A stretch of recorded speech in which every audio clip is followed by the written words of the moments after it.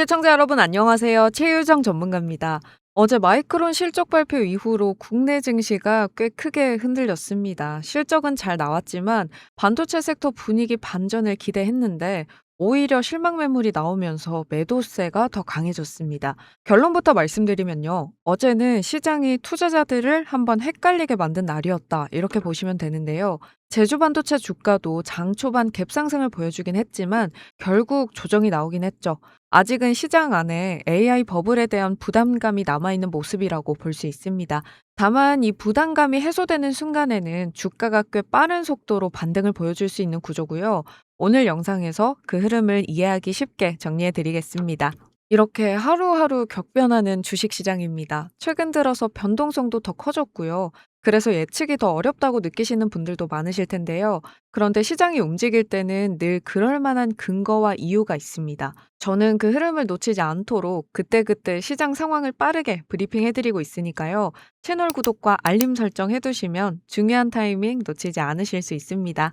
어제 한국 시간으로 새벽 6시 30분에 마이크론이 실적을 발표했죠. 시장 전망치로 웃도는 결과가 나오면서 이 반도체 섹터에 드리워졌던 먹구름이 걷히는 거 아니냐 이런 기대도 컸는데 실제로 마이크론도 실적 발표 직후에 시간 외 거래에서 7%가량 오르면서 국내 증시도 강세로 출발할 수 있겠다 이런 분위기가 만들어졌는데요. 막상 시장은 기대와 달리 반도체 섹터가 약세를 보였고 그 흐름이 여기까지 이어지면서 역시 AI 버블이 맞구나 이런 인식이 더 강해졌죠. 그런데 많은 분들이 반도체는 당분간 끝이겠구나 이렇게 생각하던 그 시점에 오늘 새벽 마이크론이 10%가 넘는 강한 상승세를 이어왔습니다. 이 정도면 단순 반등이라기보다는 시장 분위기와 투자자 인식 자체를 바꿀 수 있는 힘이 있는 건데요. AI 버블이 아니었나 보다 하고 돌아설 수 있는 흐름이란 거죠. 실제로 오늘 시장에서도 분위기가 조금씩 개선되는 모습이 나오고 있고요. 그래서 어제 말씀드렸던 것처럼 이런 구간에서는 시장의 흐름에 그대로 속아 넘어가시면 안 됩니다. 두 번째로 짚어볼 부분은요. AI 수요가 이제 말이 아니라 계약과 숫자로 찍히고 있다는 점인데요. 마이크론은 이 HBM 같은 고부가 메모리에서 2026년 물량과 가격에 대한 계약을 이미 꽤 강하게 언급했고요. 시장 규모 전망도 상당히 공격적으로 제시했습니다. 2025년 약 350억 달러에서 2028년에는 이 1000억 달러 수준까지 연평균 약 40% 성장을 내다보고 있죠. 기존 전망보다도 2년이나 빠른 속도입니다.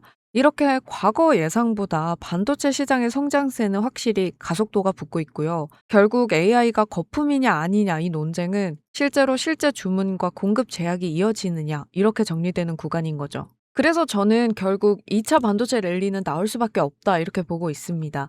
지금처럼 한번 조정을 거친 뒤에 다음 랠리에서 누가 주인공이 되느냐 이게 핵심이겠죠. 1차 랠리에서는 삼성전자와 SK하이닉스처럼 이렇게 메모리를 직접 생산하는 기업들이 신고가를 경신하면서 시장을 이끌었는데 최근 AI 버블 논란이 커지면서 이미 주가가 많이 오른 종목에 과감하게 베팅하긴 좀 부담스러운 환경이 됐죠. 그렇다면 수급은 어디로 움직일까요? 첫째, 메모리를 직접 생산하지 않는 기업. 둘째, 주가가 아직 충분히 오르지 않아서 상대적으로 저평가로 인식되는 종목. 마지막으로 성장 가속도가 붙고 있는 AI 생태계와 밀접하게 연결된 기업입니다. 이 세 가지 조건을 동시에 갖춘 곳으로 자금이 자연스럽게 몰릴 가능성이 높고요.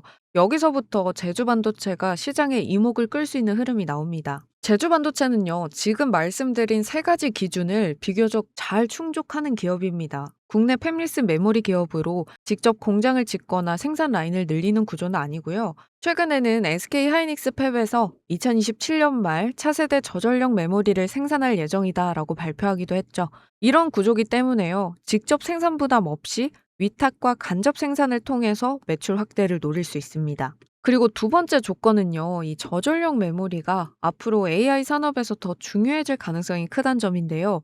이름 그대로 저전력 메모리는 전압을 덜 쓰고 발열도 상대적으로 적죠. 그래서 작고 가벼운 기기에 유리한 특성이 있습니다. 앞으로 AI가 스마트폰이나 자동차, 드론 같은 기기 안으로 더 깊게 들어가게 되면 전력 소모가 커지면서 사용 시간이 줄어드는 건 꽤 불편한 문제가 될 수밖에 없죠. 이런 이유 때문에 삼성전자나 SK하이닉스 같은 글로벌 기업들도 저전력 메모리 시장에 대한 관심을 점점 키워가고 있습니다. 현재 2027년 말 양산이 예정된 차세대 저전력 메모리는요. 아직 주가에 본격적으로 반영되기까지는 시간이 좀 남아 있습니다. 그래서 지금 당장 주가가 강하게 치고 올라가기는 어려웠던 거고요. 시장이라는 게 보통 이 가시성이 생기기 시작하는 구간부터 주가가 먼저 움직이기도 하니까요. 그래서 최근 주가가 좀 다소 지지부진하더라도 너무 크게 걱정하실 필요는 없습니다. 저는 계속해서 영상을 통해서 흐름 정리해 드리면서 여러분들의 버팀목이 되어 드리겠습니다. 여러분 오늘도 수고 많으셨고요. 주말 동안에도 제가 영상 계속 올려드릴 테니까 놓치지 않게 구독과 알림 설정 부탁드릴게요. 감사합니다.